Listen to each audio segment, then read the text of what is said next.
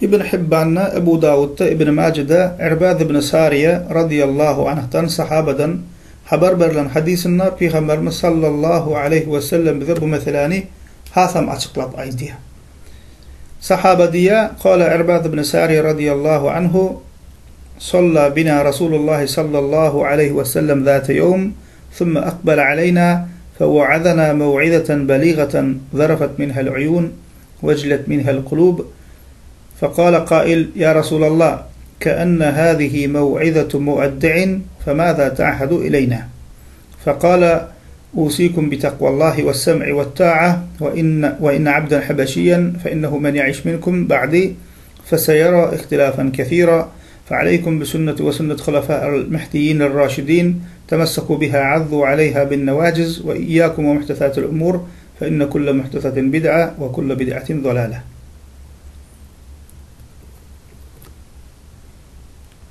Sahaba Irbad ibn Sariye radıyallahu anh aydiye. Peygamber sallallahu aleyhi ve sellem bunu bize namaz kılırdı diye. Sonra bize tarap öwrülli, yüzün bize öwrüdi ve bize şeyle bir tesirli vaaz etti diye. Yani Müslümanlar onlar edil şu yerde biz özümüzü gözümüze getirelim. Peygamber sallallahu aleyhi ve sellem bilen biz namaz kılındığımızı gözümüze getirelim. Şol cemaatin içinde bizden barmış deyip gözümüze getirelim. Çünkü mühim zatlar aydiye Peygamber sallallahu aleyhi ve sellem o düşünmekliğimiz gerek şuna. Peygamber sallallahu aleyhi ve sellem bize namaz kılır ya, bu Peygamber sallallahu aleyhi ve sellem yüzünü bize öwrüp nasihat edip başlaya. O sahaba diye şeyle bir tesirli vaaz etti, diye o vaazdan diye gözlerimiz yaşardı diye şeyle bir duygulanıp gözlerimiz yaşardı diye. Yani mesele şeyle bir ahmiyetli Peygamber sallallahu aleyhi ve sellem tavsiyen zatları Peygamber sallallahu aleyhi ve sellem canı tenevlenme düşünür ya şeyle bir duygulanıp düşünür ya sahabeler diye gözlerimiz yaşardı diye. Bu yüreklerimiz titredi diye. Hatta içimizden biri çıktı diye ya Resulallah senin bu vaaz verişin goya hoşlaşıp bu dünyadan gidip barayan birinin vaazı yali, nesihati yali sen bize hemen tavsiyelik beriyan diye. Yani Peygamber sallallahu aleyhi ve sellem şeyle bir tesirledip vaaz etti diye şeyle bir tavsirdi sahabeler ne ettiler kaviri. Yani Peygamber sallallahu aleyhi ve sellem dünyadan gidip barya, dünyadan kayıtacak. Peygamber sallallahu aleyhi ve sellem diyorlar ya Resulallah bize ne hemen tavsiyen, ne hemen nasihat ediyen, vasiyeti de var diyorlar sahabeler. Sonra Peygamber sallallahu aleyhi ve sellem onlara aydiye men size Allah'tan korkmanızı ve başınıza hebeşi bir kulu baş tutan belleseler de onu dinlep itaat etmenizi vasiyet ediyorum diye. Yani Müslüman devlet baş tutanı Peygamber sallallahu aleyhi ve sellem bir kişi Müslümanlara baş olup geçse şol nahile kişi bolanını da eğer Müslüman olsa şondan tersleşmen itaat edin dinlen diye.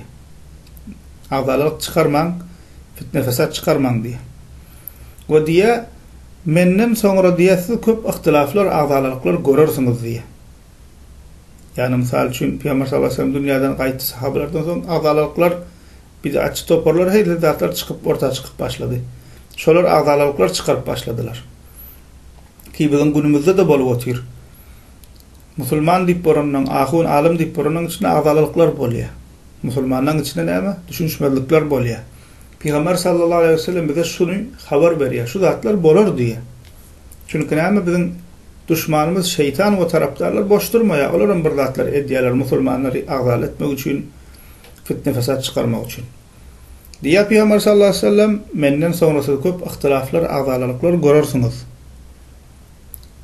Şol dermanı näme? Peygamber sallallahu aleyhi ve sellem bize aydiya şol ihtilafların ağzalıklardan korunmaklığın dermanını jogabyny aydiya. Menden sonrası köp ihtilaflar, ağzalıklar görürsünüz.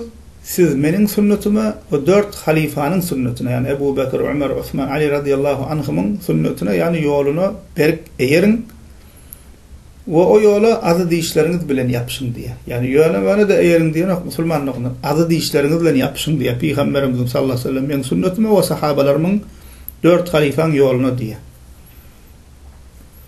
Ve yine devam ediyor. Dinde sonradan tapılan zatlardan ägä bolun diye.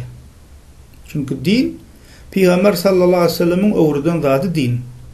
din yöne ütkap duruyan zat del. Allah Teala Peygamber Muhammed sallallahu aleyhi ve selleme razı boldum diyen İslam'ı näme bolsa, şu döwür näme bolsa, şu döwürem şol.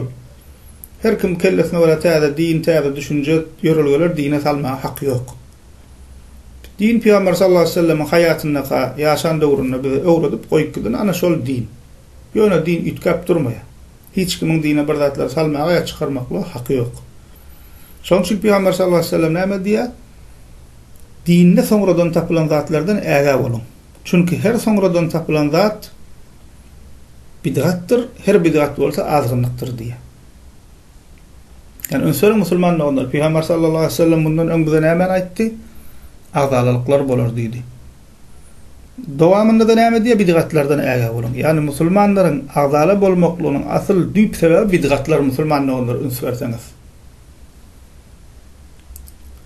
Misal üçin senki dogry onqyalyň diýip beren misal üçin ahun pir şuňa meňdes jemaatlara seredin. Dawa edilýän mesele önsürip görüň, näme üstüne dawa gidýär, bid'atyň üstünde gidýär. Hiç kim namazyň üstünde dawa etmeýär, çünkü Allahyň kitabynda bar. Namazyň sünnetleriniň üstünde dawa etmeýär, çünkü Peygamber sallallahu aleyhi ve sellem'in sünnetinde bar. Ya başga Kur'an'da we sünnetde, sahabada gelen, 4 mezhepde gelen zatlaryň üstünde asla dawa ýok. Dawa agzalylyk nirde wa bid'atyň bary ýerine dawa we agzalylyk wa, öýkökine wa, bölünüşmek wa, topor bolmak wa.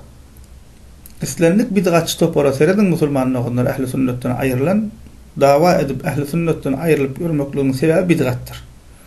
Bid'atyň bary ýerine musulmanlara agzalylyk gelýär, hukman gelýär. Çünkü bir topor orta bir zat edýär, şo edýän zatyn öwýä, şu gowy diýä, etmeli diýä, sogaply diýä, gerek diýä. O tarapdan hem ähli sünnet musulmanlar çykyp bunu etmeli däl, bu dinde ýok diýip düşünüp başlasa, şonu ýigrenip şol bid'atyň üstüne dawa edip başlaýar. Şeýdip agzalylyk musulmanlaryň içine nirden girýär? Bid'atyň bary ýerine musulmanlara agzalylyk gelýänler, musulmanlaryň birligi bozulýar. Şonuň üçin hem kafirler musulmanlygyny üns berseňiz, hemişe hak islamy ýok etmek üçin bid'atçy toporlar gollaýarlar. Bid'atçy toporlar gollaýarlar, şolara kömek berýärler. Çünkü şolaň eli bilen musulmanlaryň içine agzalylyk salyp bolýar. Ýok hem göni gelip men siz agzalyk etjek diýen bilen oň diýen dinläp duran ýok. Şol bid'atçy toporlaryň üstü bilen musulmanlar agzaly edýärler. Peygamber sallallahu aleyhi ve sellem şoňa dikkat çekýär, bid'atlardan äge bolun diýär. Goýa ýani siziň agzaly bolmaklygyňyň, ihtilaflaryň çykmaklygyň sebebi şolardyr diýen ýalakka Peygamber sallallahu aleyhi ve sellem şeýdip tawşyrýar.